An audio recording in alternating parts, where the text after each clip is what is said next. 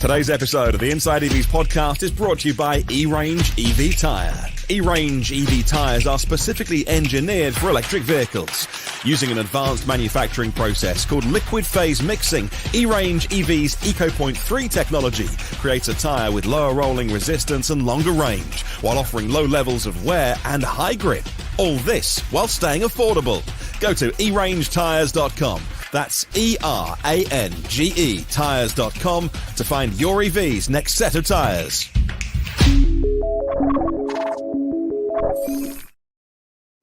Hello, and welcome to the Inside EVs podcast for May the 5th, 2023. This is episode number 161. Thanks for joining us. On today's show, we'll be talking about the reopening of orders for the Ford Mustang Mach-E with the lower price and more range and power, the return of the Tesla Model 3 long range dual motor with less range, and the Porsche Taycan GT may be joining that lineup. Of course, much more. I'm Don Macchione, Inside EV's editor and forum moderator. Joining us today is the scrupulous Mr. Tom Logney, senior editor at Inside EVs and host of the YouTube channel State of Charge. And Kyle Connor joins us from the majestic, practically palatial halls of Unspec Studios, where he produces high voltage videos for a number of YouTube channels. So welcome, everybody. Hey, guys. Morning. Hey, so unfortunately, Martin couldn't be with us this week. If I remember correctly, I believe he said something about a coronation, which was unexpected. I had no idea he was the next in line for the throne, let alone to become the King of England. But anyway, next week, I guess we'll have to refer to him as Your Highness. But so we'll see how that goes. So let's kick this thing off with the shenanigans you guys have been up to this week. So Kyle, let's start with you. So last week, you shared your story of attempting a cross-country cannonball. So if anyone missed that video, you should go out and check it out. We don't need to go through all that again, of course, but I did want to mention that you posted a video from that trip a few days ago focused on your escort car, the Polestar 1, which was driven by Alyssa, and she had Michaela with her. And so if you're looking for an enjoyable way to pass like an hour or so, that video is up there on Kyle's Out of Spec Motoring channel. So I also noticed, Kyle, that you have a video up on that channel as well with you and Timon road tripping from Pasadena to Phoenix, about 360 miles or so in the Lucid Air. And you use that video to talk about big range versus fast charging speeds. So that's something people can check out as well. Actually, though, did you want to share anything, or whether you had a change of heart about charging speed versus range? Because your stance has always kind of been that you think fast charging is more important than big range. Has that changed somewhat until we get more of a fast charging infrastructure installed? Yeah, it all comes down to the interplay of the car and the infrastructure. And right now, you want to avoid as much of the infrastructure as possible, is my impression, especially on the West Coast. So having the big range of the Lucid, what we were able to do is actually 394 miles or 396 miles one way, was we were able to charge to about 95%, drive all the way to Phoenix. We arrived at 1, and we were on the east side of Phoenix. We were over in Mesa. And we were visiting new, so they had a charger there we wanted to test out. So we plugged in, charged it back up to full, and then we were able to blast back to the Los Angeles area. And, for 99% of use cases where people are spending their time around town, or they're doing these 150 mile days, pretty much any electric car works perfectly for that. If you drive really far, no one's ever going to complain about having more range in their car. It's just, I still think charging speed's way more important than range. Because what's so nice to be able to do is once you exhaust all that range in your car, it all comes down to the recharging times, which is how many kilowatt hours can I add in a short period of time with the efficiency of the car played in, so that you can spend 10 or 15 minutes at a charger and then maybe skip one and hop to the next. And that is that's a new test that we do. It's called the 10% challenge, and you'll see a whole bunch of cars run through the 10% challenge.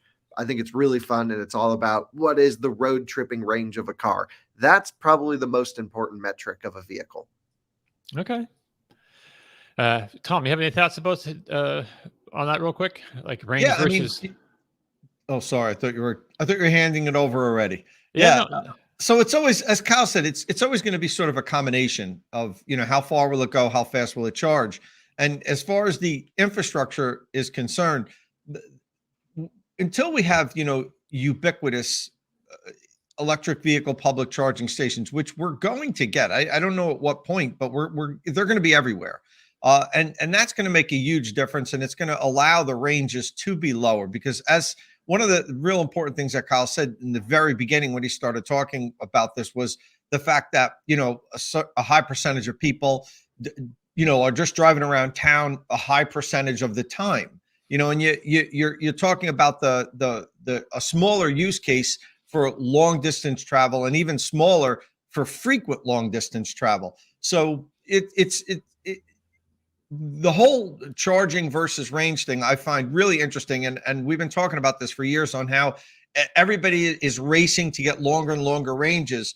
But then I truly believe once we have ubiquitous public charging infrastructure that works, consistently works at least, I think the ranges are going to pull back. And I really believe, let's say towards the end of next decade, 2035 to 2030 to 2040, electric vehicle ranges are going to be lower. I think the average EV is going to be about 200 miles per charge. Really? And that's going to be fine because, we're not going to, you'll stop for 5 minutes and get 50% range added, and that's all it'll be, 5 to 8 minutes. The fast charger that's on the corner by your street, you won't be driving 20 miles to it.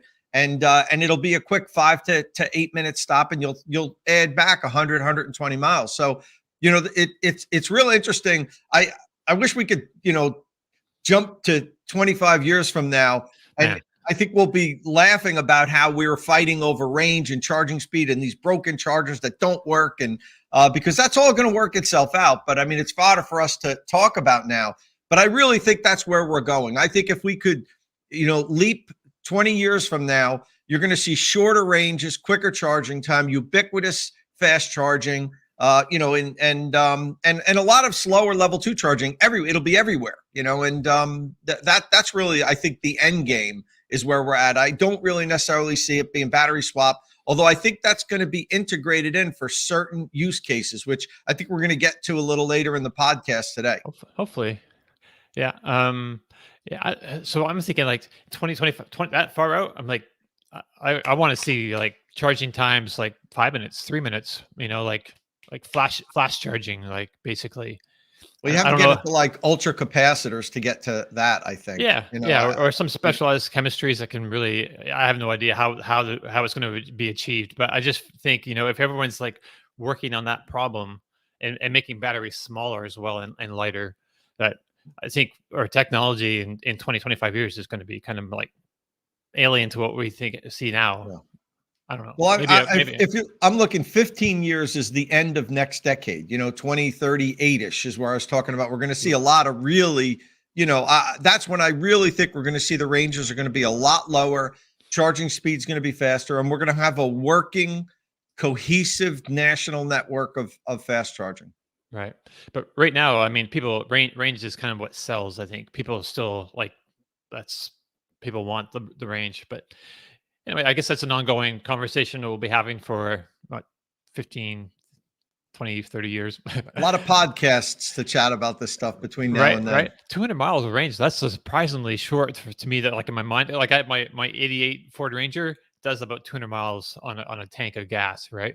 And it's like, right, but you go and fill up the tank of gas when it's low. With EV charging, the whole dynamic of refueling, as you know, it's gonna change. It's not gonna be drive, for a week and then refuel. It's gonna be bits and pieces here and there, like you do your cell phone. You go to a cafe and they happen to have a plug. You plug your cell phone, and even though you're there for 5 minutes, the car is gonna be something like that. Every shopping center you go to, who knows? There might be inductive charging in every convenience store's parking lot, and you'll pull in and without even needing to charge while you're in there for 10 minutes, it'll be charging and billing your account like this. There's so much that we're going to be getting into once you really get a little far out there time wise. That's the future I kind of want to see. Like just pull up. We're going to get there. And it's stuff just happens seamlessly without, you thinking about it too much. All right. So Kyle, this week has been, as usual, a pretty busy one for you. You spent some time with the BMW XM, which is a plug-in hybrid that starts at about $160,000, and you have a video up of you doing the plug-in hybrid EV coffee run, the FEV Coffee Run Challenge. I'm not sure what that is. I don't. Do you want to talk about that real briefly? Yeah, It's maybe a plug-in very hybrid, briefly. but Yeah. just a quick. We don't really even need to talk about it much. It's BMW's top SUV. It is the highest Right. SUV you can buy from BMW, and you could watch the video. I mean, Yeah. it's the coffee run challenge is basically, can you drive around town in electric without getting annoyed? Which is, Okay. it's a driving dynamics review of the electric powertrain within a PHEV. Because as you'll notice, or as you'll note from Tom talking about Pacifica plug-in hybrid, sometimes you can't even get that car in electric mode, especially when it's cold outside. And so this is all about the intricacies of how much electric driving can you actually do in a plug-in. Because I think the idea is you drive electric in the city, and then you can skip all the failing charging infrastructure out on the highway. And that seems to be a pretty good interplay. But in reality, most plugins suck to drive electric. This one wasn't very smooth. It had a lot of range, had a lot of acceleration, but it was very clunky because the electric motor's pre-transmission. And usually that's not like the worst thing, but the tuning was really bad on this one, especially for $160,000 starting price. Right. So, yeah, I enjoyed your thoughts on that car. What's the range on it? The all electric range? It was always showing over 40 miles for me. It's a Okay. guessometer. So that's decent. And I was like, you can go wide open throttle easy in electric mode to the kickdown switch when you lock Okay. it in electric. So I just drove everywhere to the kickdown switch. And even then it was showing that much range. So really good. Had a 25-ish or 27-ish kilowatt hour battery pack. So that car is also at the beginning of this other video you made where you catch a flight to LA, I think, and then rent the manager's special at Hertz, which led you to spending a bit of time in the refreshed Kia Niro.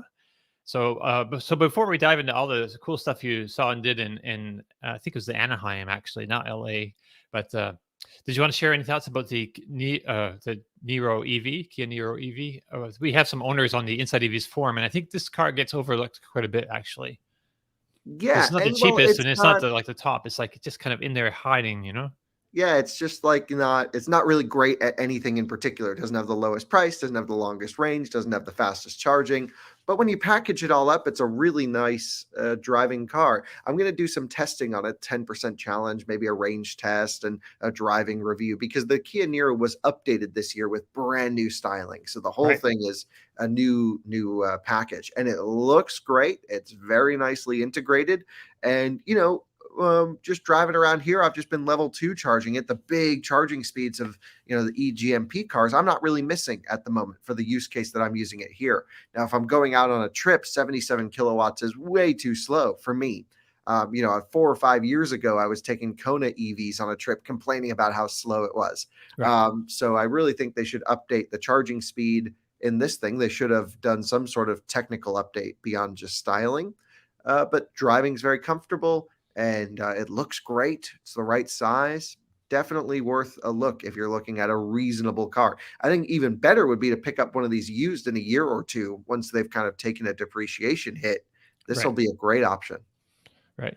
It's kind of that video is kind of interesting too, because you show up at Hertz thing looking for the manager special, and you had like a whole selection of different things, like, and also it underlines like Hertz has really thrown itself into the electric vehicle space. Like there was a ton of vehicles there at that one site, including a bunch of Polestar ones too, which is plug-in hybrid, but it's an exotic plug-in hybrid. You wouldn't expect to see maybe one or two, but they had like 4, 5 or something there just at that location.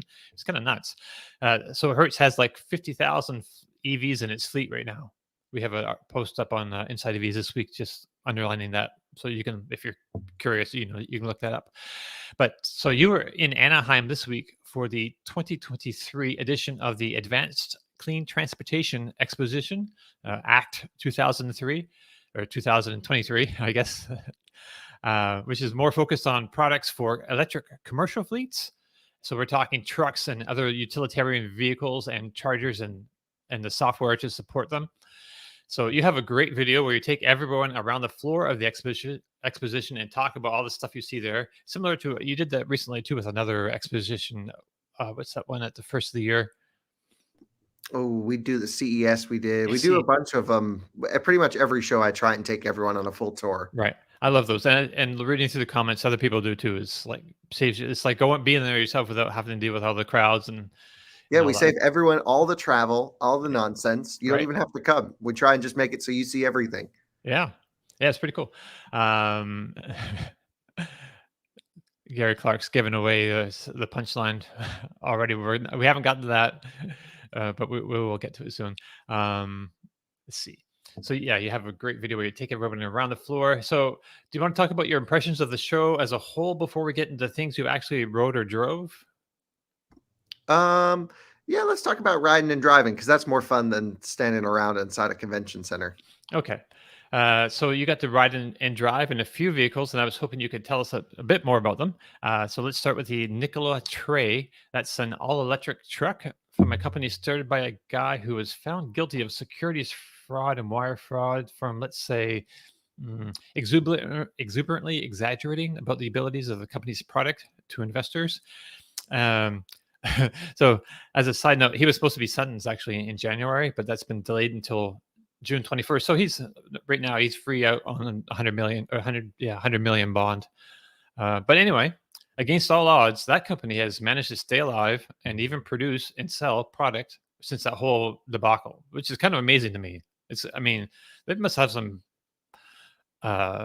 just interesting and talented people, but also I don't know how. That seems like it's just a difficult thing to bounce back from, but they're doing it. So against the odds, they're out there, and you got to ride in this truck. So what can you tell us about the Tre? And I'll try to bring this up so we can see this on our screen. Right. So I wrote they have two So first of all, yes. First thing I was like, can this thing go up a hill? That was the punchline of the whole thing. Right. And it did. We drove it up a hill. I wanted to make sure in the video we found the biggest hill we could in LA, which there's not many in Anaheim where we are right here. But we went up and accelerated up the hill. It's in the video. And, at the end of the day, first of all, fleet isn't as emotionally connected to this stuff as, sort of our viewers or passenger car buyers. They want to know what product can they buy, what's the price, what's the overall cost, and they don't really care about anything else. At least most fleet operators that I talk to. Actually, I spoke to a few fleet operators that are like, yeah, as long as we can just buy the truck, we really don't care what happened before. So that's one side of it. The other side of it is, investors were really screwed. The whole beginning of the company was just a disaster. And I'm surprised they didn't just change the name and start fresh. But props to them for going through with it. And, I spoke to some of their executive team. I spoke to a lot of their engineers before I rode in the truck. They were just all standing around. And I was like, so what the hell are you guys doing? Like, is this thing legit? Like, what do you say when people ask you about Trevor and all this crazy stuff? And they were really honestly open about the whole thing. They're like, yeah, it was not good. Like this is all different. All those people are gone. Like this is all legit. And, it to me also, I know some people who went to Nikola from other companies. Like to me, it seems okay. Like this could be a real thing. Now it's important to note they're not engineering and designing and producing the cab or the chassis. They're really just assembling a whole bunch of components together with their full software stack. I believe some of the battery and motor tech is unique in-house, and they're producing this full package under the Nikola brand, but it's not like Tesla Semi, which they build and engineer everything in-house. So it's not at that level. But what it is it's a fully electric Class 8 truck with the video on YouTube right now as of 50 minutes ago. The full thing is up, and you can go watch it.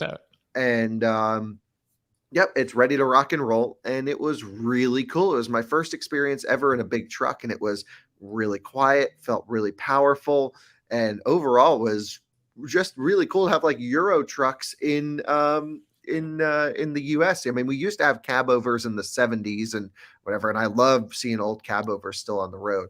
But this is so neat. Tom, have you done anything with Nikola? What's your impression? Because I think you and Inside EVs has followed this story more than I have. I was definitely one of those naive people that it's like, oh, Nikola, that's a scam. Like that'll never be a thing.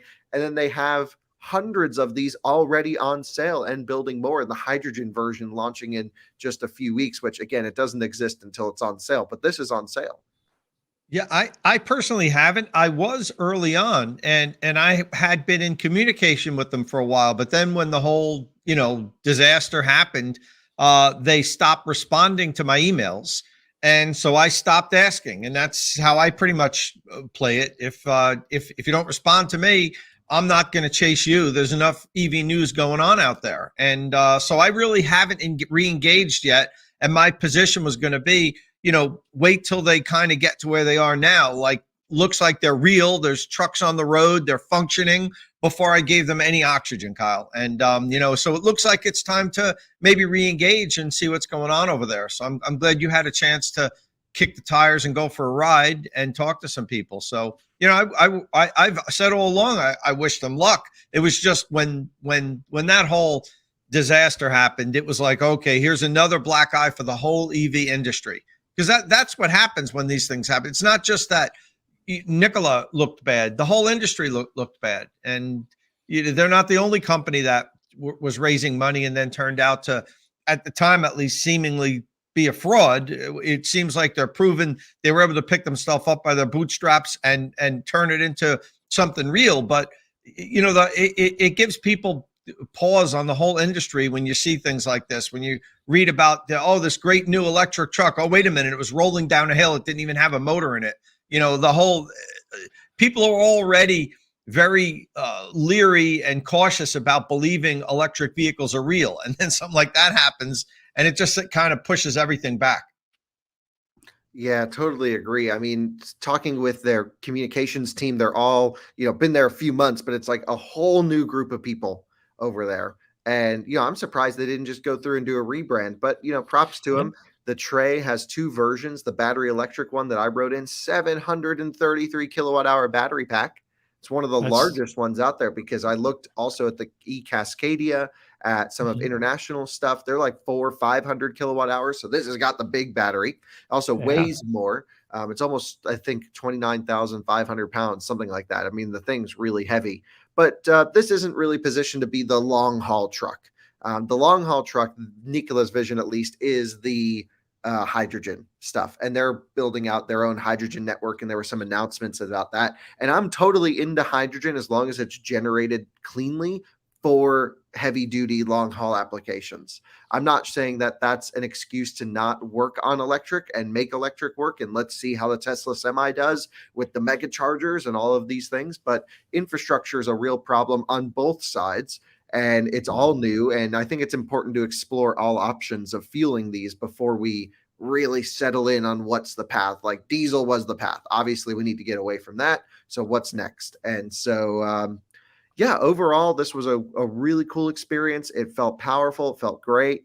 I actually couldn't really see the screens from where I was, but Alyssa was filming and watching back on the video. They have these beautiful displays with the maps and all the driver data and temperature data, and they have a mobile app for your truck. So it seems like the software package is really cool. And Nikola invited us out to Arizona to do more. Of course, it's like, if anything smells fishy, I'm going to let you know immediately type situation. Sure. But it is unfortunate that we have to approach these companies with such skepticism. And I have to say, I was even upfront with everyone I talked to. They're like, everyone on YouTube is going to give us crap for making a video about this thing. But they're like, we know, but it's real. Like, go try it for yourself. Do whatever, ask Roy, the driver, to do whatever you want. And it was pretty great. So I have to say it's definitely looking good for them. The fleet operators don't seem to care about the past, but we got to do more before I'm like, yeah, this is all great. But it's in the right direction. I mean, I don't know. I haven't really seen any reviews of it, so I don't know what how actual operators or test drivers what their impressions are of it. I drove trucks, but not quite that size. So, it's even a bit beyond. I don't know exactly how that's supposed to feel with it, like a trailer on behind. But 733 kilowatt hours, that's getting into serious territory. Do you know offhand what the range is on that, they say? Well, don't know. but Okay. like it would change massively depending on what you have on there. Sure. Like the shape of the trailer, you mean? But yeah, so here's the other thing. Because we talked to all of these, heavy duty trucking companies, all of these van delivery companies that are here, there's no consistent range rating that they use across everything. And since I think it's important that we start covering fleet and commercial and big trucks more, we might develop our own out of spec range test for commercial vehicles.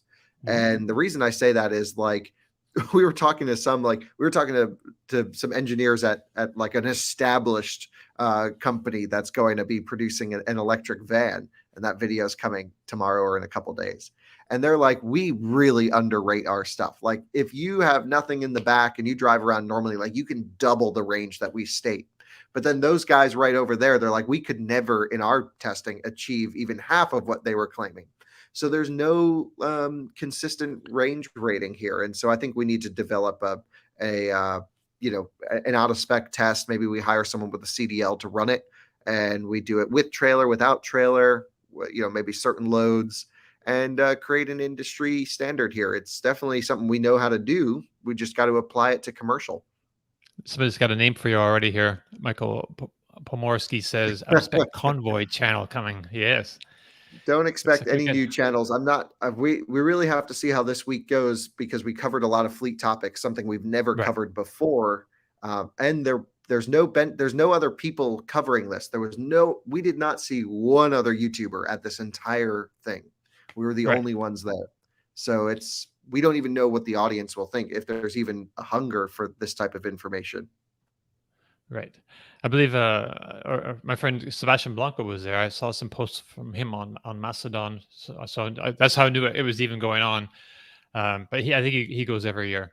Right. So that is the tray. And we're looking at some nice displays. And yeah, I've got to check this video out later. That's up now. So we'll let that go. So I'm missing Martin here. I'm doing other things. All right. So you also got to drive an electric ambulance from Lightning eMotors. Now that sounds like it could be like a really good use case for an electric drivetrain. So how is that? And we've done things with Lightning eMotors before too, I believe, right? Yeah, 2 years ago, they gave us one for a week, one of their electric transits that they converted. And it was really cool. It was before the e-transit was a thing, but it wasn't like fully optimized. Like it broke down, it wouldn't charge. And like, there were definitely some issues with the transit that we had. However, 2 years on, we DC charged this, worked great. The drivetrain tuning is much improved, and it didn't derate when we were cruising in it. So the thing is, Lightning eMotors is different than Ford with the e-Transit, because this is the 3500 chassis, the Transit. So everything from Ford's on the 1500. It's the single rear wheel. It's low payload, low carrying capacity. This is the big, juicy Transit, dually in the back, that they then put their own electric drivetrain in. And what's funny is I actually met a few fleet operators that bought Lightning eMotors Transits off of our video that we did. So I'm like, oh, okay. So maybe reviewing commercial stuff does have some impact. And they said that they've been wonderful, and they were cheaper than Ford's e-Transit and more capable. I thought that was pretty interesting. Yeah. So a lot to dig into here. I'm actually going to do an e-Transit versus Lightning eMotors video, because I still think there's some value of going with the Ford option if you can, because you get, Ford dealer service, you get warranty, you get a fully OE tested, an approved product, rather than Lightning eMotors, which I'm not saying is bad. It just, there's no way Lightning could do the engineering work that Ford did on the e-Transit in terms of battery and powertrain and longevity, I would think from initial glance. But the ambulance drove great.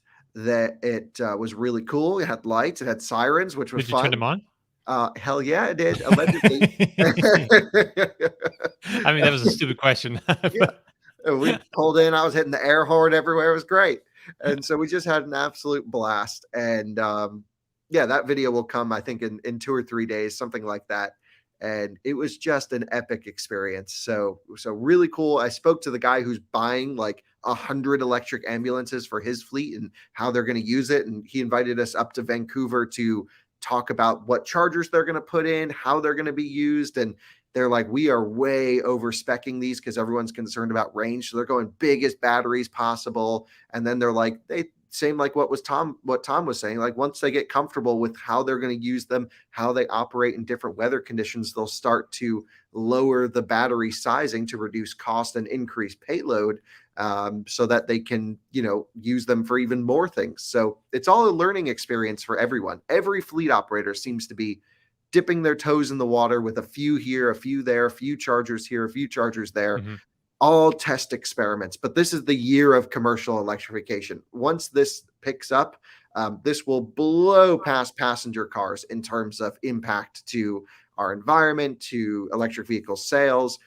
So one dude buying an ID4 doesn't make any difference, but someone buying 5,000 Brightdrop vans, that's okay. We start making a difference. Right. Well, that's the thing, Kyle. The fleet operators know exactly. They have data on their fleets. As much as we, or the general public thinks they know how far they drive, you really don't. Like you don't have hard data and facts on what's your average driving, how many times a month do you go more than 100 miles a day, all that stuff. Fleet operators have it. Like if you're a good fleet op manager, you know your data, so you know exactly what vehicles in your fleet can handle.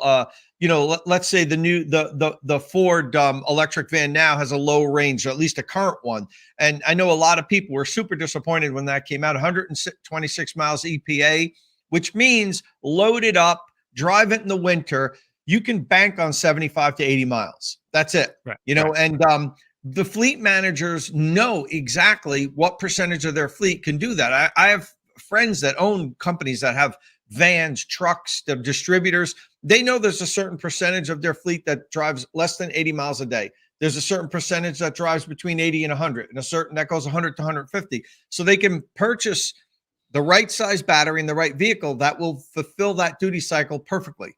And I've always said this, that I'm surprised electrification didn't first start out with fleet operators and then come to passenger vehicles, because buses and vans, delivery vans, those like shuttle vans, if you go to a nice hotel that take you back and forth to the airport, they're perfect. They know exactly how far they go every day. They just run back and forth to airports. Those vehicles are perfect for EVs. We should have had tens of thousands of them, millions of them out there first, before we even started selling passenger vehicles. That's how I look at it, at least. But you're 100% right. We're going to start to see that now. And in the next couple of years, the percentage of EVs that are in the public hand and currently in fleet hands are that percentage is going to change drastically.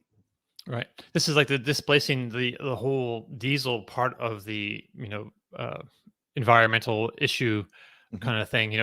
That's really one of the larger contributors, I think, to, or at least our air quality pollution, like just local pollution. I live close to the I-10 right there. It's not too far from me, and that's one of those things I kind of worry about. How the emissions to the diesel particles from that, might affect my health, because I've been living by the I-10 for some time now, so it's on my mind. Yeah. Bill says mail trucks, right? Mail trucks. Parking enforcement. Those cars that just drive around the city all day long. They drive all day long, and they drive like 23 miles, and they're sitting idling every time the enforcement officer gets out to write a ticket. The car's just sitting there idling. Like all those vehicles, they should have been the first zero emission vehicles that we had out there. But hey, they're coming now. And in our city of Fort Collins, they actually were, Tom, which is interesting. We have these old first-gen Nissan Leafs as our parking enforcement vehicles. Nice. And could you imagine a more parking enforcement car than an old Nissan Leaf? That person gets out of that thing, he's ready to write you some tickets. He means business in his old Leaf. 100%. Absolutely perfect. And that's we're going to, I think that we're finally, it's starting to click to the fleet operators and the municipalities. Years ago, you guys know I had restaurant Montclair, and I knew everybody in Montclair, town hall, the police department. I was trying to get them to buy municipal vehicles, even for police use around town, because the police, they don't leave Montclair. It's not like they go on highway high-speed chases. They're not even allowed to do a high-speed chase. They have to break off when they're going like 5 miles an hour over the speed limit. So like even the police cruisers don't need to be, the cars that they used to be years ago. So now we know how Tom gets away with all his driving. You just keep going. Well, that was the unfortunate truth, Kyle, was, there were neighboring towns that maybe had higher crime rates, and when they would come to Montclair, commit a crime, they knew just drive like hell, and Montclair police are going to break off. They'll radio to the next town, but they have to break off. And the almost all municipal truck vehicles, other than some of their heavy duty trucks for the water department and stuff that need to carry real heavy loads. At the time, there was nothing available. Now there's like the Lightning and things like that. But almost all municipal vehicles should be converted to electric at this point, because right. it'll save in the long run so much money. The fueling, I mean, even the police, they're not allowed to turn their cars off. When let's say they get out you ever go to like a convenience store and there'll be a cop car sitting out front running. And you're like, why doesn't he just shut it off? They're not allowed to, because if they get an emergency and they run out, and now let's say they have a dead battery and the car won't start, that's why they're, at least I know in the municipalities that I know, they have to leave them running their entire shift. They're not allowed to turn them off. You know how much fuel is wasted, how much pollution is created just while the cars are just sitting there? So all that stuff is perfect for EVs. Right. Shout out to Tallahassee. We have like a full Bolt EV parking enforcement situation going on here, and they have their own yard with a lot of charge points, CPs like around charging them up. That's a good parking enforcement vehicle as well. That fits with the Bolt theme. Oh yeah, that's great. It'd be great. I mean, if that was my job, I'd be pretty happy about that. Dominic, you'd be a good parking enforcement person, but you would be a reasonable one. Someone would come out and you'd be like, you're only 30 seconds over. If you're 45, I'd write you. Some people get kind of super overzealous about their that's our parking entire enforcement. town of Colorado. Right. I mean, I guess, yeah. Yeah, I just back in so they can't see my plates or anything. You don't have front plates? No, I will never put a front plate on. I didn't say that. I didn't do that, but yeah. I hate. That's what I love about living in Florida. No front plates. Oh, but before I forget, back to the Lightning eMotors ambulance. Do you know what kind of range they were talking about with those? It was like they have a 200-mile option, but again, what drive cycle we don't know, so it means nothing. Still, 200 miles. That's still you get 200 miles out of a calculator if you drive it slow. So it just depends on how you're driving it. So I don't believe any of these range estimates, honestly. They all mean nothing. Right. But I mean, if they say 200, you can say, well, okay, it's got to go at least 100 miles, right? Well, you would think, but it sounds like that's not even the case for some of this stuff. Okay. I'm not saying Lightning eMotors doesn't do that, because I was getting about 1.5 miles per kilowatt hour in the unit that I tested. It was an unloaded one, but I think 150 miles is reasonable. And for what they're doing all day, like Tom said, they just idle all day, and then they drive 3 minutes to an emergency, and then they bring them to a hospital. And the thing's pretty fast, so you can get there pretty quick, which was cool. So we did some performance testing of the Lightning eMotors ambulance, made sure it could hustle through traffic, and it can. So that was good. Sweet. All right. So what else did you see there? So you also saw, and I didn't write this up, but the Brightdrop van you ran into, and see if I can pull up your video of that. So they had one on display on the showroom floor, at least, and they have both sizes. I believe they have two sizes of that thing, right? Yep. So the 400 was inside, and then the Zevo 600 was outside. I drove it. It was really cool. And I drove the 600, the dual motor, single battery, 100 kilowatt hour roughly. Thought it was just insanely cool. And that video, I think, is tomorrow's video. And it was so much fun. We really need to do a Rivian EDV versus this. Oh, yeah. Oh, yeah. I will drive that. Yeah, great. We'll come out and we'll do a comparison of range. We got to do a track test. We got to see which one gets your packages delivered first. This was really actually not slow. This thing was juicy. It was great. It's a Hummer EV, right? In disguise. Basically, yeah, the steering wheel, the brake pedal, everything felt so Hummer EV, and the Right. screens were straight out of the Hummer. And Which the is only thing styling it could was missing was Hummer. rear steer. Oh, rear steer would be great on this. Yeah, I thought the turning radius wasn't good enough, so I went inside. Didn't make it in the video, but they were kind of like, "Yeah, we wanted rear steer." But Okay. then they started talking to their customers, and the flat floor in the Oh, back was oh, like trumped everything. And rear steer package is big, and you need some room, and it was like it impacted cargo space, so they gave up turning radius for cargo space, which I guess makes sense. right. Maybe there's another way of engineering it, though. You know, maybe they just need to I don't know. I don't know. I'm not an engineer. That's way above my pay grade, but it's kind of just a shame. But the short wheelbase should turn better anyway. Yeah, the long wheelbase was a little bit big to maneuver around, was my impression. Right. Okay. I'm going way too far with this video. Let me pull up your other one though, because you do have some footage. So you have the full video coming up tomorrow. You say? On the Brightdrop, yeah, we have so many queued up. I don't know what goes up when, but within a couple days, yes. Okay. Let me And show this you all actually this looks like little. the perfect opportunity to do Oops. so. No one is around. I'm going to come to a stop here. We're going to brake boost it. I hear myself. So Yeah, left foot you're hard on the talking. brake, flooring it You're with the doing right. a little acceleration Yes. testing. Yep. Did a little wide open launch. It doesn't give you much power at 0, but once you're at 30 Right. miles an hour, this thing rips. Okay, and then it has like huge regeneration too, right? Like huge power levels. Yeah, it felt just like Hummer. I mean, I don't know if it probably will do 250 kilowatt regen would be my guess at higher speed, Really? because you lift off and it's just and there's a setting to turn one pedal drive on and off, and you Okay. can, do D and L. It's honestly all the same as Hummer. It was really interesting. That's a great. That's Really really want that for vans, Yeah. for these delivery vans, that real heavy regen. They stop so frequently, it really will help extend the range and less, maintenance for brake pads, which are it's a big expense for fleet operators. is. Brakes. I used to deliver brakes and wheels parts to our local city. We had the school bus contract or something. So like huge brakes and wheels, I'd have to lug those over, and that's a really expensive thing to have to deal with, because that takes the vehicle out of service for a while. And these guys, you got to pay these guys to do all that stuff. And like this much regen, I would bet you they won't need to change those pads. And like, I have no idea what.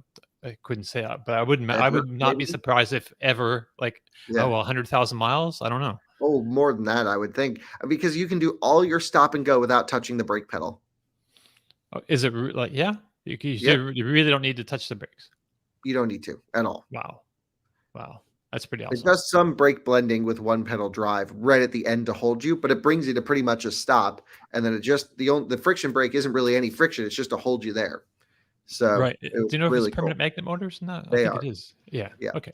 So they could bring you to a stop as Yes. well without the brake, but brakes, of course, make it that much more secure. All right. So you also got to check out the Silverado EV, Chevy Silverado EV, but in work truck spec. And I think I have a couple pictures here I can share. And yeah, so what was your impression? Is this the first time you see this live, this truck? No, so I've seen other trim levels of this truck before, but it's the first time we're seeing the work truck, and it looked great. I mean, it's a pickup truck, supposed to do what it needs to do, which is haul stuff. Right.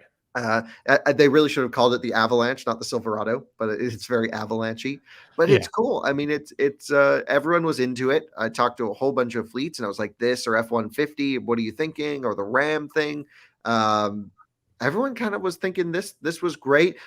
Heard some comments about the front trunk not being as big as F-150 Lightning, or at least wide. Mm-hmm. Heard some people asking about 240 volt power. I kind of stayed around the truck a little bit for 5 minutes or so just to hear what people were asking. So definitely, like, Chevy should have benchmarked F-150 Lightning in certain areas.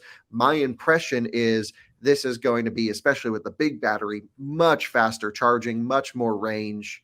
And probably a more, just a elevated experience, I would think, from a driving standpoint than the Lightning in terms of power. And they're just going to crank up the dials more, and then Ford's going to come out with the next Lightning and crank up the dials even more. Yeah. And It's great. Great starts. Yeah, I mean, Ford did a really great job of getting the F-150 Lightning out there fast, and it's a good product. Tom, you own one, right? And it's a great product. But Chevy, it might have something on them here, but Ford's going to come back with their new product. It's going to be really interesting in the whole pickup space over the next few years for sure. And of course the Ram Rev, the thing from Revolut. Well, I guess going to just call it the Rev, right? They had the prototype Ram Rev there, not even the production one, which I thought was weird. So they had the prototype like on display in a back corner somewhere. Okay. What is this doing here? Because it's not like they have the full ready to go Silverado work truck. I was really surprised Ford didn't bring a Lightning to the event. But what was crazy was driving through the parking garages on the way up. A lot of municipalities come and see this place. So like Pasadena had an ID4, and then like everyone else brought their F-150 Lightnings that they use for their city. Like San Luis Obispo had their Lightning, a whole bunch of others. Just, base either Pros or XLT Lightnings filled the parking garages. It was so cool to see all of that. And so, Ford's got the fleet contract side of things that they've built that business over years. And honestly, they own that space. So it was a very natural fit for them to sell Mach-E in certain cases, but especially Lightning to many of their existing fleet customers. And I think everyone's loving them. I mean, I can't hear one bad thing about them. So I'd love to. If you hate it, let me know. But everyone's just raving about these things because they're so versatile. They're so great to drive. And yeah, certainly electric doesn't work for every application, but especially like Tom was saying, municipalities, you're in your little area. It's perfect. Yep. Yeah. And I'm starting to see a lot of Lightning in municipal fleets just on the road, like with utility markings on it or township. And one thing I didn't even mention when I did the Tesla Magic Dock video back a couple months ago and with my Lightning, when I was leaving, a Lightning pulled in that was like the city of where we were, like their public works department. And because there's a Dunkin' Donuts at that location. And so I asked the guy, I was like, oh, how do you like it? And he didn't even realize mine was the Lightning because it's black, and it's not all labeled up. And he was like, oh my God, we love this. We fight over who gets to take it out every day. And he's like, it's just, it just drives so well. And he was like, I would have never thought I would have liked an electric truck, but these are great. So, but again, use the right tool for the right job. There's still plenty of applications for pickup trucks that it quite honestly, gas or diesel vehicles will work better, but it's only a matter of time before the electric vehicles catch them in most categories, at least. Right. So was there anything else at the show that I didn't mention that you wanted to bring up? Yeah, because those were all the vehicle side of things, which was honestly maybe 5% of the show. So do we have another like 4 hours that we could go into the rest? I mean, people can watch the video. Yeah. So the video there covers the high level. I mean, I think just to get people the impression of the show, so you don't have to watch that 1 hour long video if you don't want. Right. Sure. It's okay, so like for fleet electrification, there's a couple sides of the business. You have the end product, the actual stuff that they'll be driving, which we talked about in this show. You have to figure out how to fuel and charge those vehicles. So charging was, at least for me, it's my most interesting topic. I mean, that's what I'm interested in. And so all the charging companies were there. We saw ABB, we saw ChemPower stuff. Autel had a big booth. ChargePoint had a big booth. BTC Power did, Flow did. I mean, everyone was there. And it was really cool to see everyone's new chargers in a fleet specific form talking about that. Then there's also this other business, which doesn't get talked about much, which is like the charging coordination business. And it's a whole bunch of companies, plenty of them out there, that install and manage and software control charging installations for fleets. So you have the manufacturers, you have the resellers, you have the integrators, and then you have the fleets. And, everyone's just trying to take a little bit of money, build their business somewhere in this space. We'll see how this all plays out years into the future. I hope it gets to the point where installing charging is just easy and ubiquitous. But right now, that's not the case. One of the biggest hurdles to electrification of fleets right now is the infrastructure, and it is the biggest hurdle. That is the conversation of the entire show: is grid connections. Utilities can't get us the power. What are we going to do? We need to electrify, but we can't charge this stuff. A lot of businesses lease their buildings, lease their parking lots. They're looking at millions of dollars worth of investment in charging, and then what they're just going to leave it in the ground. So there's lots of unique I would say mobile charging applications, battery buffered charging applications that are coming, and those aren't cheap, but it might be cheaper than paying, $30 million. I heard one company got quoted just to bring power to power their fleet. That's before they even put the chargers in the ground. And that's because they needed a substation upgrade, which would then go, it was just insane. So the topic of this year is all about how are you going to power your fleet? Once you can get the power, then you can buy the vehicles. So and utilities were there. We met with a bunch of them. We're going to do some videos on, grid, looking at stuff. I told them I want to plug in a Hummer and watch the scale, on the power station go up. And one of them said, yeah, we could probably arrange that. They were like a rural charging place. So that would be pretty cool. There's a lot of really interesting things going on with fleets, and mobile charging was a big topic. The other side of it is, of course, construction equipment that you can't charge at all. You're literally building in the middle of a field. How are you supposed to charge this thing? So they had like off-road 0.5 megawatt hour like pods that would be remote controlled out, that had big suspension and knobby tires, and it was just a 0.5 megawatt hour battery pack on wheels. Right. So cool. And they're like, yeah, you can DC fast charge this thing. You can remote control it over to Electrify America and fill it up or whatever you want to do. And really a cool experience there. So the whole show is all about this side of fleet charging. But then the other half is hydrogen. And hydrogen was a big topic here. There are fleet operators who just won't consider electric. They're like, we do long distance. We own our own depots.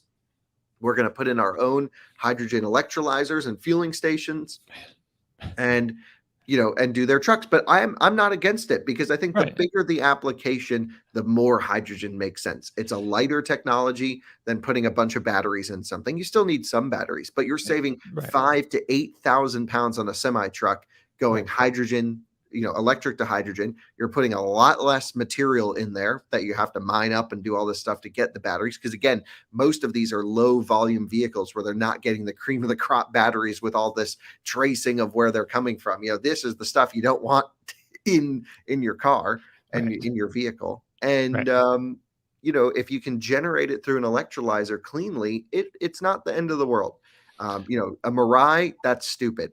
But, an electric semi or a hydrogen semi truck, that is pretty neat. It could work pretty well for some people. Yeah, I try not to be too, close-minded about hydrogen, but it's just, oh man.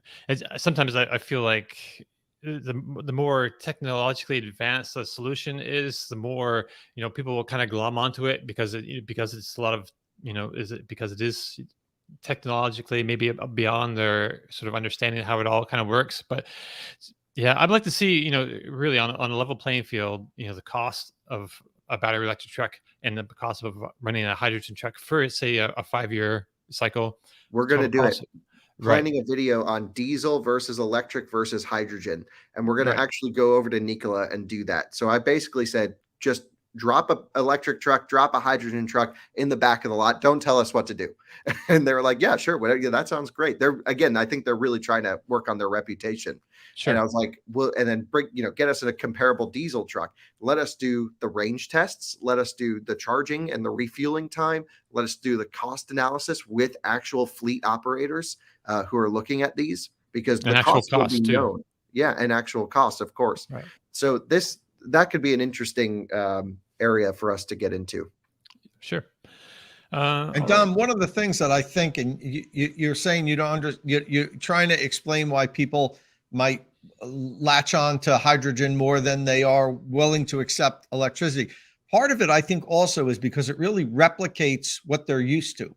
Sure. Refueling with hydrogen really is basically the same thing as refueling with gasoline. You go to a station, there's a pump.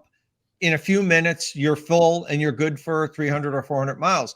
when with electrification, we're asking people to change their habits. We're asking them to change what they're used to.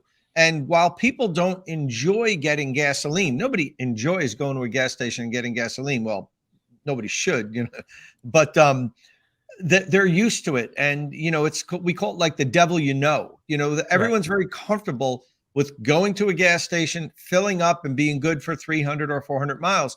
Now with EVs, we're telling people, well, you can plug it into a household outlet and it'll take 3 days, or you can get a level 2 outlet and now it only takes 8 hours. Or when you're on the road, you can find these fast chargers that sometimes work.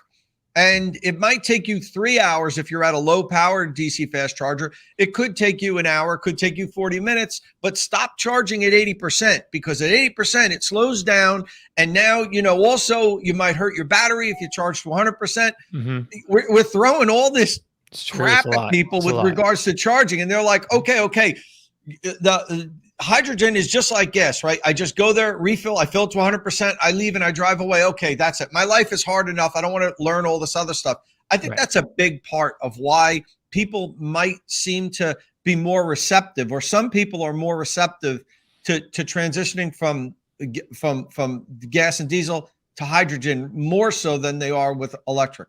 Yeah, and there's two components of this. On the passenger car side, if you live in LA and don't have home charging, hydrogen was actually better as an owner experience, because you're not having to go fight for that last DC fast charger. You may have to wait in line at a hydrogen station, but it's just like a gas station you go through.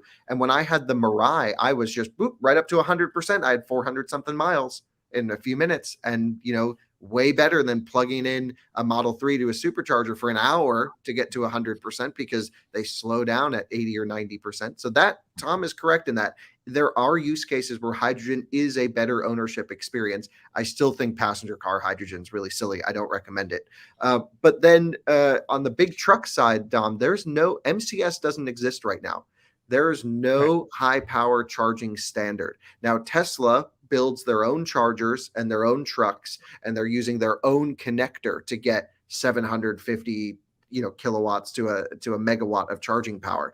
In the wide industry, when you're selling to fleets and they have to install infrastructure, they have to install infrastructure that they can buy. UPS is not in the business of building trucks or chargers. So they have to buy a truck and they have to buy a charger that work and talk to each other. And right now, battery electric, the fastest charging battery electric truck there was the Nikola Tre battery electric that could do 350 kilowatts. The e-Cascadia could only do 240 with two CCS ports. You had to plug 2 in at once.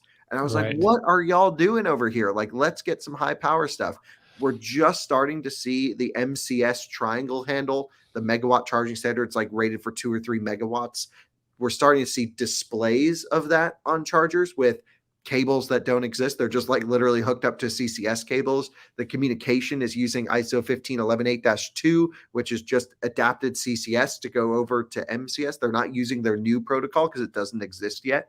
So there's no standard for charging above 500 kilowatts to a megawatt using existing technology. It's like no one can even charge fast.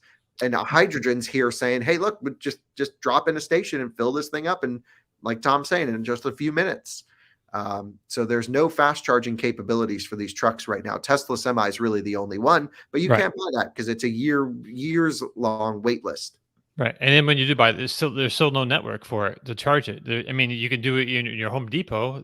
Tesla will install, a megawatt charger in your depot, but there's nothing, you can't go across the country with it. Basically. Same with hydrogen. There's no hydrogen or electric heavy duty network right now. So that's all, we've heard Nikola through their, I can't remember the name, but whatever they do are for their hydrogen business. They're working to build out a network of hydrogen filling stations. I talked to the company that's going to be like doing the hard work on that. They were pretty cool. I thought we'd make some videos together because they're also building battery electric charging hubs, which I thought was an interesting business model. And I would like to get Tom's impression on this. Tom, this company, and I wish I could remember the name of them right now, but we have Alyssa's in contact with them. We'll make some videos.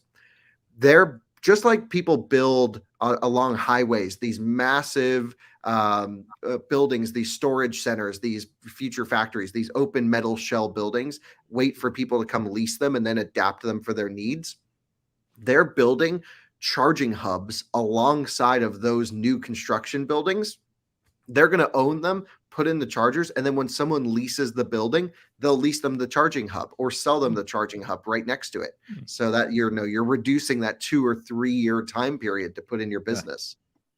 Yeah, that sounds great. Land grab now, getting ahead of it, and not having to. So, but what are they already accounting for the infrastructure? Are the sites going to be ready to drop the units in? Are they paying upgrade, their Yes. delivery and all that? Yeah. Okay. That's great. Yeah. I mean, that's, they must be well funded, and they'll, if they do it right, they'll benefit long term for sure. Yeah. So they're thinking like 10-year leases. They'll hold the assets after that as well. I mean, it was a really interesting business model that we haven't seen before. So that's what I'm going to explore a little bit more. Interesting. Yeah, excellent. All right. Let's see. We're about to jump into some news, I guess. Anything else you want to mention real quick?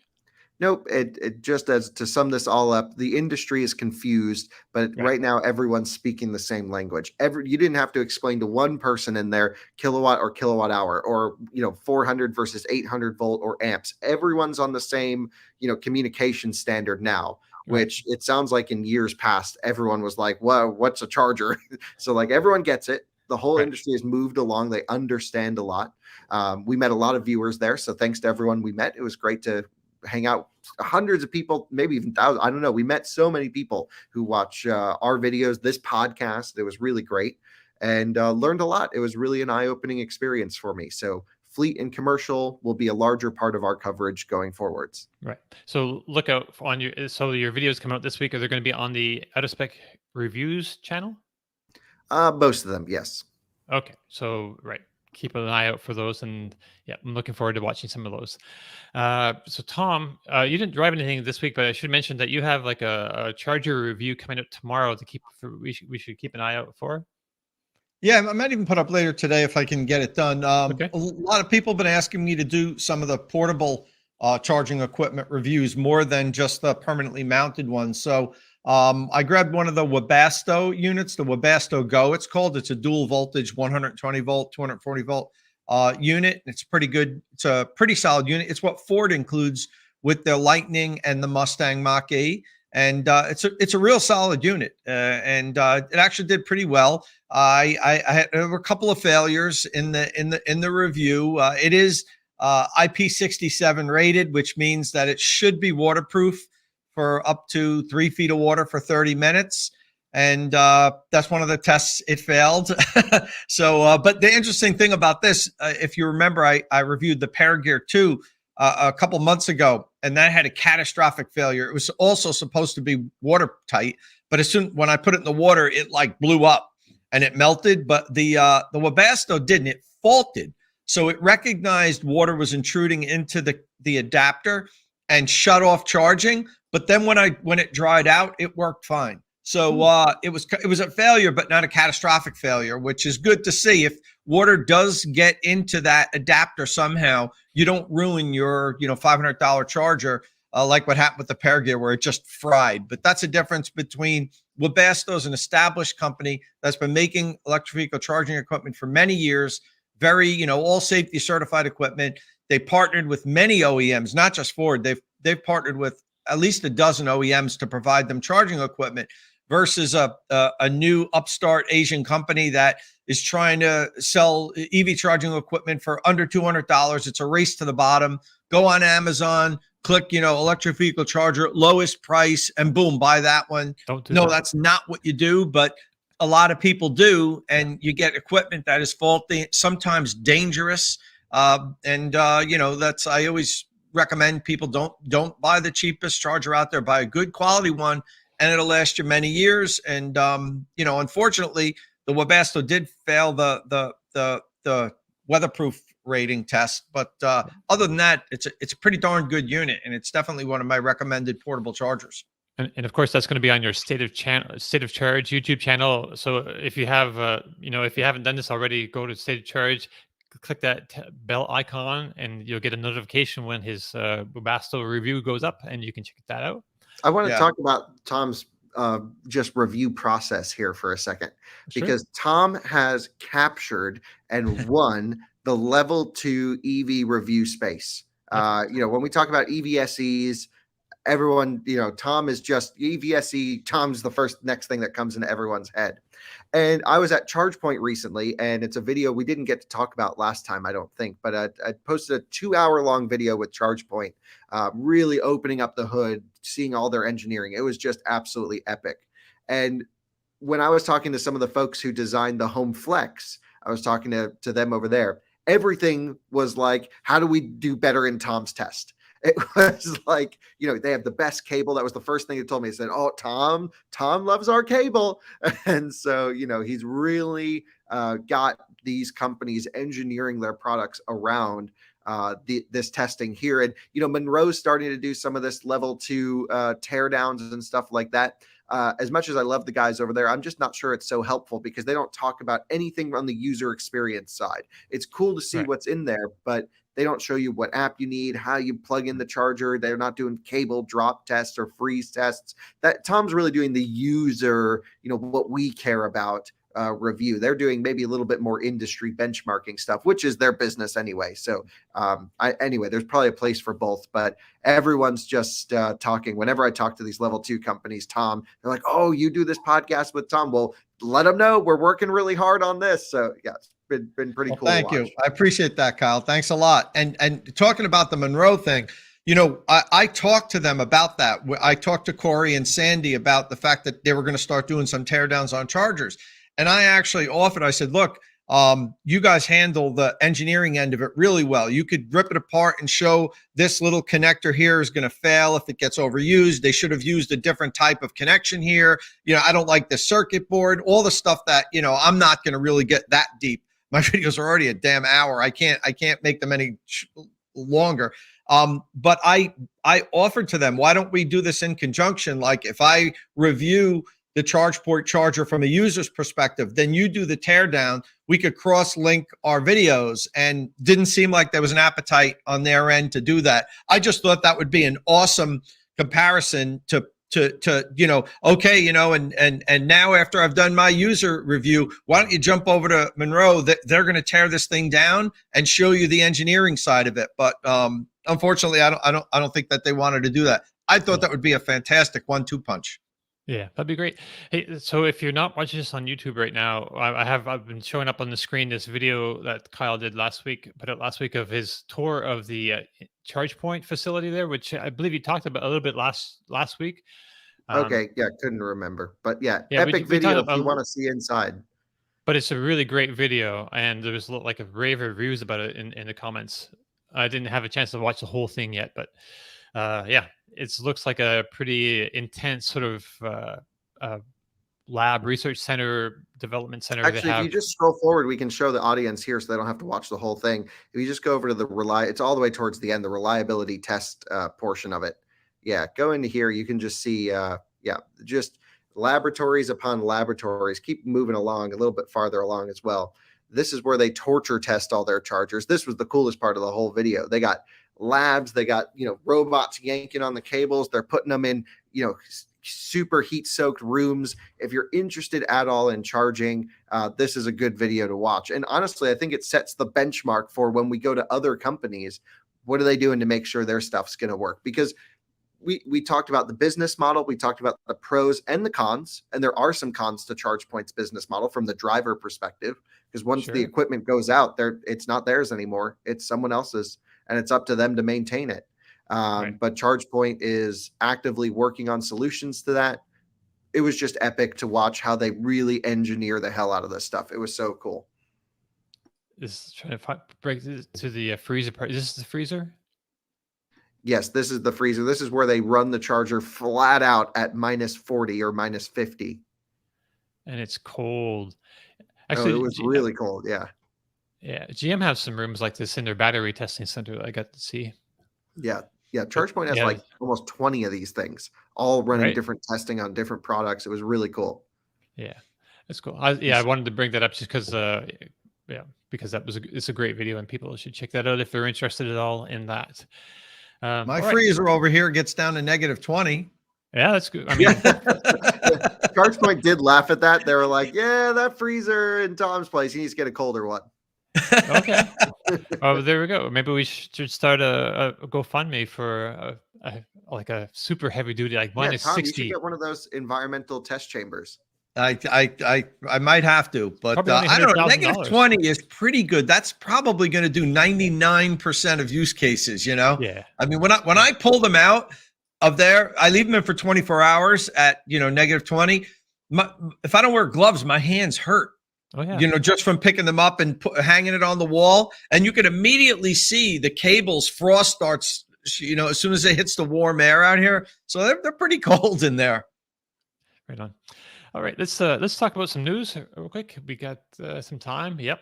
So all right, in the news this week, the Ford Mustang Mach-E is back after the factory in Mexico has been upgraded for a production ramp in the second half of this year. So the company has reopened its order books, and the car has slightly also improved. So it will cost a bit less now, as well as get a free 90-day Blue Cruise 1.2 trial. And so basically, standard range models will all have LFP batteries now. And the rear-wheel drive versions get 250 miles of range, and the all-wheel drive versions 226 miles of range with a standard battery. They have a larger one as well. Power output is up as well with the all-wheel drive, the dual motor configuration, getting 45 more horsepower. So that cuts the 0 to 60 time for the Mach-E standard range all-wheel drive down to 5.1 seconds, which is you can't complain about 5.1 seconds 0 to 60 in a small battery. So that's great. And of course, because it's LFP, the standard battery can also be charged to 100%. So when you're on the road, it can also supposedly also charge 5 minutes quicker than previously, going from 10 to 80% in 33 minutes, which is not spectacular, but it's not the worst either, right? It's on par to be close to the worst. No, well, I mean, what's Toyota BZ4X? it's actually not that bad. It's Okay. actually, yeah, I think it's longer than this. But Right. BZ4X is like from the 80 to 100 takes like hours. Right. But the actual up to 80 wasn't so bad. I'm not Anyway, sure Ford's who's never been into fast charging. right. They had that weird fast charge situation where they give you a lot of power for a short period of time, and then it drops back down. Yeah, it's because they chose really thin cables. They can't overheat them. Right. Right. So But finally, the trick for that is just unplug and replug in and get another boost. You might fry your cables, but right. So the prices are also cheaper, which is kind of a big deal. So some of them are cheaper by as much as 4,000 for some trims. So while I pull up the list here of those prices and things, Tom, can you give us your thoughts on this move a little bit? So, I mean, new pricing, lower pricing is always better for the consumer, and I thought it was interesting that Jim Farley, Ford CEO, talked about how this current, brought on by Tesla, he kind of admitted that this price war and their reaction here was to Tesla lowering their prices, which, that's no secret. But Right. I found it interesting that he talked about how Ford learned something many years ago, or at least Henry Ford did, that it's not necessarily the best policy to do this price war. And when when Henry Ford saw that the Model T, the orders were starting to sag, it was just kept every year. They were selling more and more and more. When as it went on the downslide, what he did was drop pricing, and Right. he said that it actually didn't work. And it did for a very short initial boost, but then that was it, and it ended up angering customers that had Right. paid more only, just 6 months ago, and now their vehicles are devalued. And I mean, it could just be CEO speak that he doesn't like the fact that he had to lower his prices, or there could be something to it there that you see how upset Tesla owners get when they just spend $80,000 on a car, and then the next week it's for sale for $72,000. So, there's something to that. And maybe it's beyond my pay grade understanding the psyche of consumer behavior. but lower prices is good for the consumer. Yeah. Is Ford losing money? Is Model E, really sucking it right now financially? Yeah, but you got to expect that. Yeah, Tesla of course. lost a tremendous Model E, Ford's Model E, and all of the car companies now that are starting to sell EVs.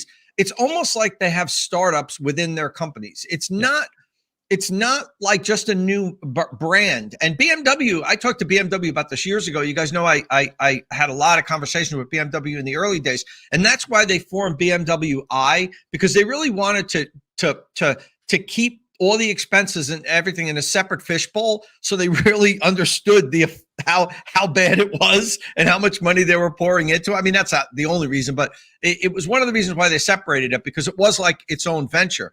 And Ford's Model E is the same way. They're going to lose billions of dollars. I think this year, was it $2 billion or something they were going to lose, or whatever it was.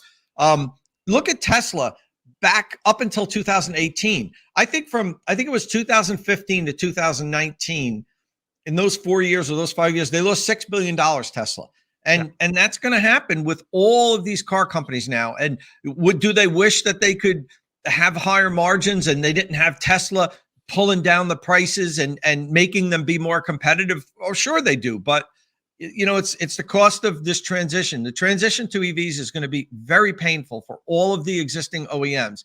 It's going to cost them billions of dollars, but they have to do it, and they have to be as competitive as they can right now. And this is Ford's way of trying to be competitive with the Mach-E. They had to lower the prices. I think the transition to the LFP battery pack for standard range Lightning and Mach-E's is fantastic. I think that's the best move to make. And hopefully that'll give them a little bit of leeway financially, because they're going to cost a little bit less. But I think that's just a better battery pack for the Ford Pro and for standard range Mach-E anyway. So this is really not a surprise to me. And Tesla's really, really putting pressure on all these other companies. I mean, if all the other companies hated Tesla before, with this recent round of price, drops, they're really, really wishing that they would have done something years ago when they could have, to stifle Tesla, and it's too late now. Well, Elon said he was trying to, be more competitive in that way, just trying to keep market share. So he's, putting on, he's dropping prices and just putting the price pressure on the competition now. Yeah. So, but Patrick and Liv from Mach-E Vlog bring up a good point. So part of the pricing difference is the LFP battery savings, and they've implemented about $1,000 from manufacturing savings. So they're streamlining the production and saving some money there that helps them cut these prices. But the Mach-E Vlog also says, but they also boost delivery fees and now charge $500 if you want that portable charger. So yeah, that's one it's way. Still I guess cheaper than buying it directly from Webasto. Webasto sells it for $550. So right. And I'm fine with charging for charging equipment, to be honest with you. I know that as long as a lot of people upset. I'm fine with not including charging equipment with the car. I think in the earliest days that was important, because nobody knew where to go. Nobody understood EV charging. You had to include it. But now there's so many companies out there willing to sell you equipment, and there's so many different ways you could do it, whether plug-in, hardwire. Why include something in a vehicle if the person doesn't need it? Like if I went out and bought a new Mustang Mach-E now, or Kyle bought one, we don't need the charger with the car. Why? And that has to get built into the price. You're paying for it. So like with my Lightning, I didn't need that portable charger. I've got 1,000 of them in here. And a lot of owners, they don't have 1,000 of them, but a lot of owners, it's their second and third EVs. They already have charging equipment. So I'm fine with not including charging equipment with EVs. Right. Mach-E Vlog brings up another great point here. They also retooled the factory and have a 200,000 Mach-E annual run rate. So they have the capacity, if they can get all the parts, to build 200,000 Mach-E's a year, that's serious volume. Like that's a high volume vehicle right there. We haven't seen a whole lot of that outside of Tesla so far. So that's good to see. I mean, will they sell that many? I mean, I know they can make them. Right. Will they sell that many? That's right. Well, that's the competition part. Yeah. I mean, yeah. We'll have to see, I guess. Oh, so while we're talking before, I wanted to mention too that the Ford e-Transit is getting a bigger battery option. We were talking about the e-Transit earlier in the conversation. That so we don't have any details on that. We'll probably end up talking about this next week. But it's supposed to have 186 miles of range now. But I don't know if that's like the high roof version or probably it's the lower roof version. It's probably the most optimistic, the best range. But I mean that brings it up from like is it even over 100 miles the high roof? 126. Okay. It's a Right. 50% range increase. Right, which is significant. Yeah. All It's still right. not going to go quite as far as the new Mercedes e-Sprinter, though. Okay. The And that's e-Sprinter is probably going to be EPA at like 225-ish. okay. We'll have to see how they compare on price and packaging too. Mhm. That's And that's going to be built in the US, the e-Sprinter. Oh, nice. All right. So the Tesla Model 3 long-range dual motor has been unavailable to order for some time now, but it has reappeared on the automaker's website this week, and it's a bit weird. So previously, the car had a 358-mile range. Now it has a 325-plus mile range, and it's only eligible for $3,750 in the tax credits, federal tax credit, instead of $7,500. So previous versions of this trim had a 0 to 60 time of 4.5 seconds, according to Tesla. That has been dropped to 4.2 seconds, so it's quicker in that respect. Let me just bring up the Tesla website here really quick with that so you can see these numbers. Right, so I've clicked on the long range. Okay. So the price starts at $47,240. That's $7,000 more than the rear-wheel drive version with 50 fewer miles of range, and $6,000 less than the Model 3 Performance, which only has like 10 fewer miles of range and is much quicker. So, but here's the thing: with the tax credit, the Performance is only $45,740. And the long-range dual motor is $43,490. So that's after you do your taxes. That's a $2,250 difference, which is not much. But doesn't So the rear-wheel drive get some tax credit too? It gets $3,750, right? sure, $3,750. yeah, the rear wheel drive too. Right. Yep. The rear wheel, right. But so the distance between the Model 3 rear wheel drive and the Model 3 all-wheel drive there's plenty of distance there, I think. But it's the long range to the Performance. So is this going to be the first Project Highland Model 3? Is that what we're thinking? I mean, it's coming pretty quick, right? So the Well, Model 3 it hasn't been EPA tested yet because they don't give you a full mileage number. It's Right. 325 plus, which means they don't know. Do we know when the Highland is supposed to be unveiled? Because I believe this order is open up for this now. I need to pull up the And article. unveiled might just be someone takes delivery and there it is at a dealer, right? You might just right. see I it don't on think they're going to have a an Reddit event post. around it. Yeah, we don't know. We have no clue. But we also don't know much about this. Is it an LFP battery pack? That's the thing. So that's the battery mystery. The cells are probably produced outside of the States, right? Which would be why it's only eligible for half the tax credit. But are they LFP batteries, or maybe they're 4680 cylindrical batteries from a foreign supplier? Because they've been talking about buying 4680s from somebody else. That's kind of their own technologies that they've developed, and they make them in Austin, I believe, right? Or no, they have the pilot factory in Fremont. And do they also make them in Austin yet, or not yet? No, not Just in to Fremont. Yeah. Okay. So, but I believe other companies have been developing their own same form factor, that same size. So it could be, a cell from Panasonic, maybe from Japan. I'm not exactly sure. I haven't done my research on who else is making the 4680s right now, but I do know there was a number of companies looking at them. Okay. Yeah, not totally up to date on all of that. All I can say is it took them 2 years to get Model 3 long range back on the It's been a while, right? menu option. It's been a long time. I think the general consensus is it is LFP, but we'll have to see, of course. Right. And overall, can't wait to test it. Yeah. So one of our viewers here, Donovan Lewis, says this is LFP and is not Highland. So there you have it. Maybe I don't know if Donovan works for them or not, but he seems pretty sure about that. Let's see. Anybody else? Yeah. I really don't know what's going on with that. Oh, and someone Tom, says they do make 4680 in Austin, which I didn't know, which is cool. right? I know they were close to that, but there's still a lot going on. There's still being a lot being built in Austin. So yeah, I haven't looked in on that the Gigafactory actually to see where they're at with that. I know How awesome of a deal though is the rear wheel drive now. I mean, yes.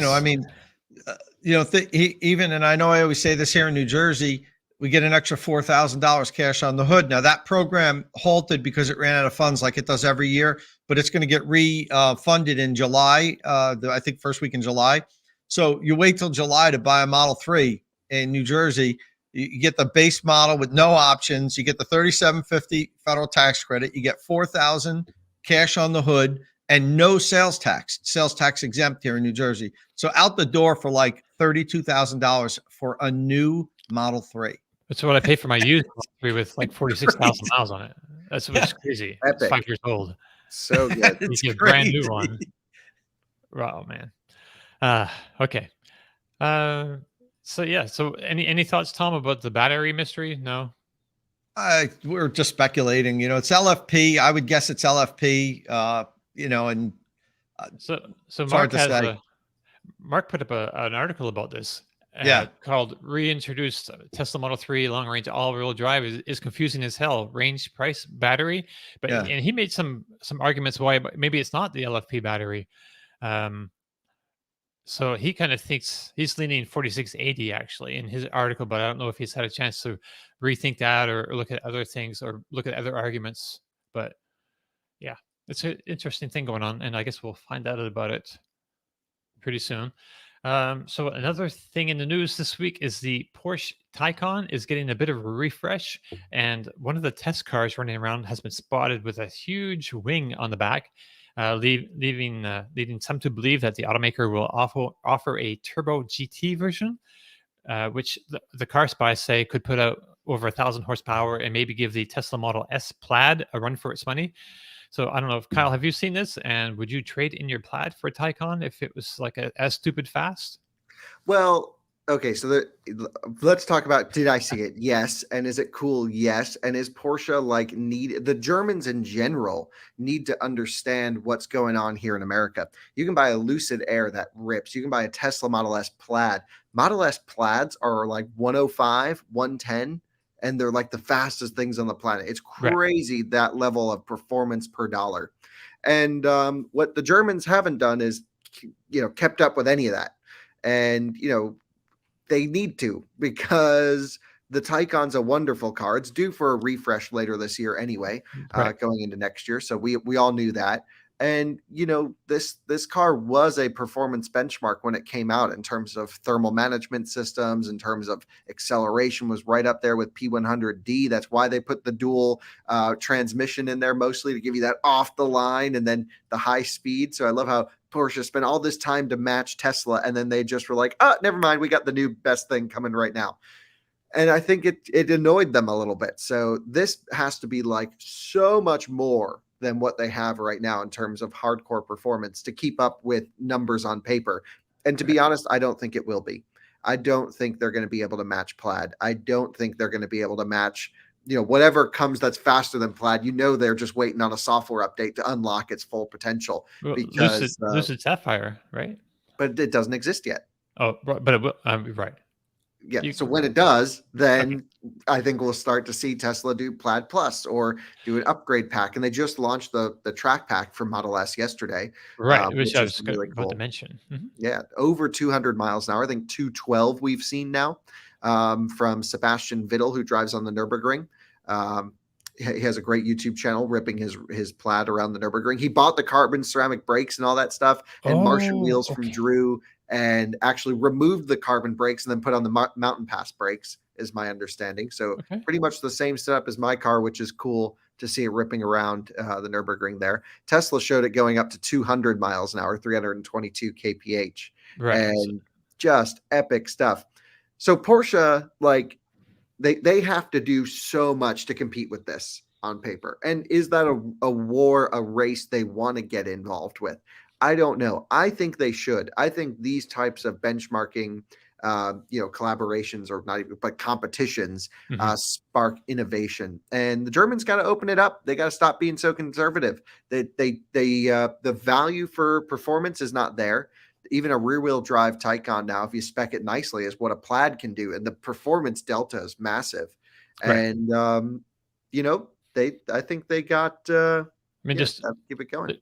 there's still good reasons to buy the Taycan if you're because it Oh, feels totally. so great to drive. It's I think a better feeling driving car probably than the Plaid.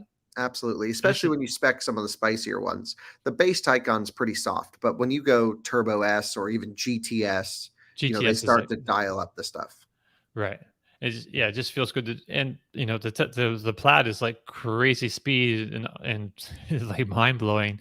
But it'd be nice if they could get some of that feel that Porsche has been able to develop over the decades. And, they could get there, but yeah. No one who drives a Model S is asking for more driving feel, except for me, basically. Right. Well, I mean, there's some people out there. There's some No, drivers out there who have an idea. I don't think so. I think there's like 5. There's like 5 people who bought the Model S as a performance car, and the rest just do red light drag races. Right. I don't know what you're talking about. Red light drag races. All right. So that's all the main news we have, and we're just about up time. But I did want to mention that the Electrify America president or CEO to be, I guess he's still the CEO elect or something. Robert Morassa. He went on a cross country trip in his Ioniq 5. There he is, and just checking out the infrastructure to see. So he's going to take over this company. We've had him on the. We did a whole podcast special infrastructure episode with Robert, talking about the company and what they're planning on doing and everything. But now he's taken over, and we give Electrify America a hard time because right now it's like the only you more or less this is the biggest charging station for CCS cars right now, and it's not as reliable as we need it to be, and unfortunately they're carrying all the load for everybody. EVgo isn't across the country. You can't really find them like you can Electrify America.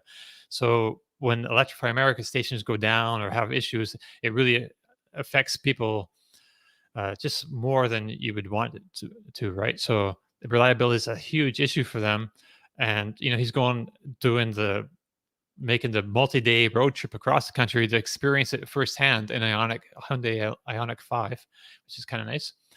And I don't know, what did you think? I saw you posted something about this on LinkedIn and Twitter, congratulating them for it, Kyle, because you've been like one of their harshest critics. Like, man, I don't expect they return your phone calls, but I don't ever call them. Right. I just post a video and they never respond. So they don't reach out either. Right. They obviously don't care because they could just send me an email. Whenever they email me, I've responded, but it's been like a year since I've heard from them. Right. Right. Maybe that will change. We'll see. Yeah, it's okay. They don't need to call me. So there's really nothing that we can do other than we just show up at chargers and they should work, and they should work as advertised, and they should work perfectly. But this is a great step in the right direction. We know Rob, and he's been on the show, and I know him personally, and I think this is a really good first step to see him start the process of maybe making the company a bit more transparent and getting out there. And I thought the press release was pretty dry, and it was like, oh, Rob did this and it was all great, and it took him 7 days to get across the country. And I was like, what? But then I watched the video, and I thought the video was really good. I think, I'm sure he ran into more problems than what they showed, but they were open about there's things on the Windows screen. We're not getting the power that we're looking for. And so it's great to see him using the chargers that we all use often and get a real sense of what it takes to go on a road trip, because I don't think that's something we've seen before, to be honest. And from really any charging company executive. So really good stuff. Tom, I'm curious to hear your thoughts. Yeah, I thought it was good that thank God he showed that there were problems, because when I first heard that he was doing this video, I was just thinking to myself, just please don't drive across country and be like, oh, look, everything works. I don't know what people are complaining about. I didn't expect that from Rob, because I think he's genuine. We had him here on the show. Kyle, I don't think you were here that day. You were flying to one of your European trips or something when we Right. did that But I've infrastructure show. spent time with Rob in person. I know him pretty well. Yeah.